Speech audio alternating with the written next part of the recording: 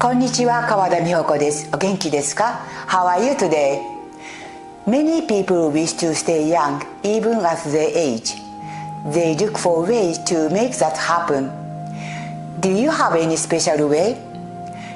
In this video, I'd like to share my personal story, how solo travel became my own way of staying young.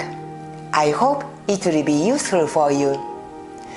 One year, I attended my high school class reunion. About 20 former female classmates gathered, and the organizer, a woman I hadn't seen in years, looked at me and said clearly, "You look the youngest of everyone here." I was in my late 30s at that time, and surprised, age differences were already visible through appearance.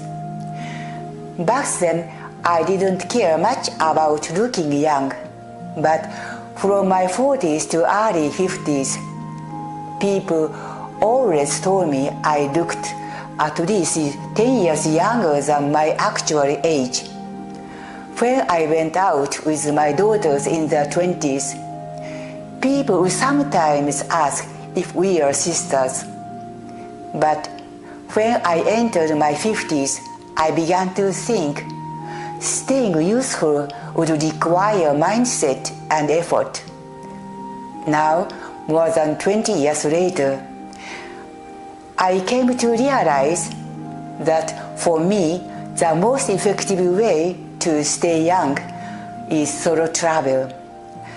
You might think solo travel sounds hard, but in my case, except for my single days in my 20s, solo travel began in my 60s.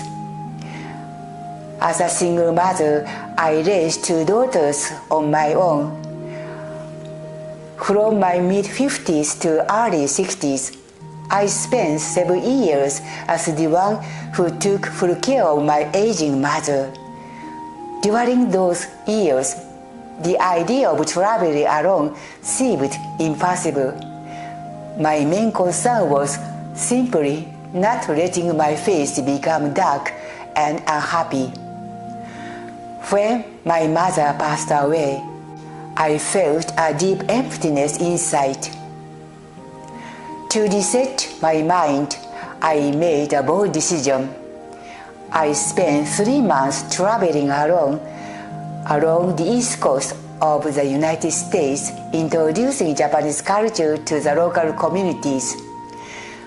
Before starting caregiving, I had created an international exchange program and visited America for work, so the US was a familiar country to me. After that, my solo journeys continued from the US to the UK and then to France. Now, Paris became my main destination. In the summer of 2025, I spent 2 months exploring Paris and its surroundings. When traveling alone, I plan everything myself and talk with more local people.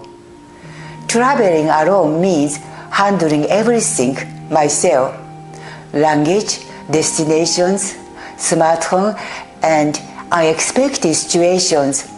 It can sometimes feel challenging, especially overseas, but I always welcome new challenges.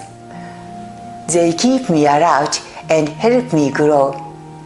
I had studied a little French in my youth, but in my 70s, I began studying seriously again through online tools. Eventually, I passed the French language proficiency test level 2. That experience taught me the brain doesn't decline with age if I keep using it. Now, as I approach my 80s, I don't know how long I'll be able to travel solo with a suitcase.